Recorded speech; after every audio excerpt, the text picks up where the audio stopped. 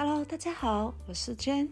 昨天去了附近的一位清教徒那里买了一些花来种，刚好看到他们也有卖食用大黄，1块钱买了这一大堆。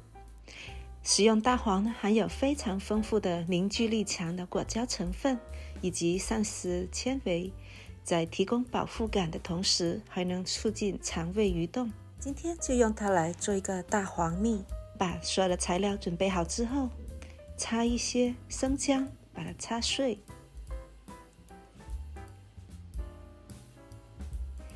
再取一个柠檬，洗干净，把皮也一起插进来，把柠檬对半切开，挤出柠檬汁，再准备1口厚的不锈钢锅，把所有的材料倒进锅里，盖上盖子，煮10分钟。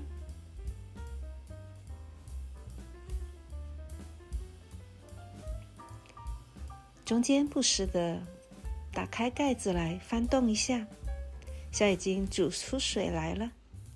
我们再盖上盖子，继续煮。10分钟到了，所有的大黄都煮成了一个稀糊的状态，这样就好了。把大黄倒出来一个碗里，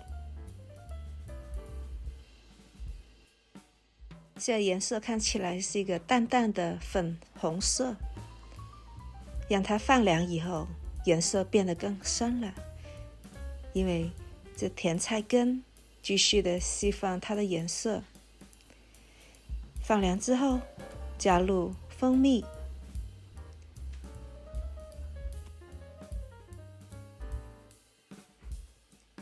这要随你自己的喜爱你的口味来适量的添加。我喜欢吃比较甜一点，我就多加一点，拌匀，把甜菜根挑出来直接吃掉了。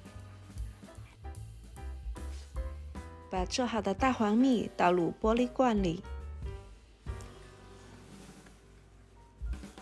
这样我们就可以把它放到冰箱里面去冷藏，需要的时候就可以取出来食用了。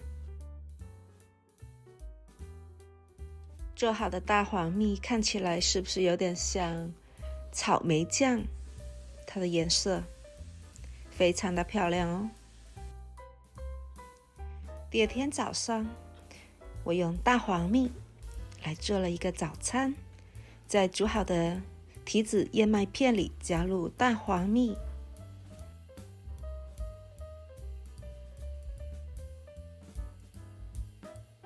再加入提前1晚泡好的奇亚籽牛奶，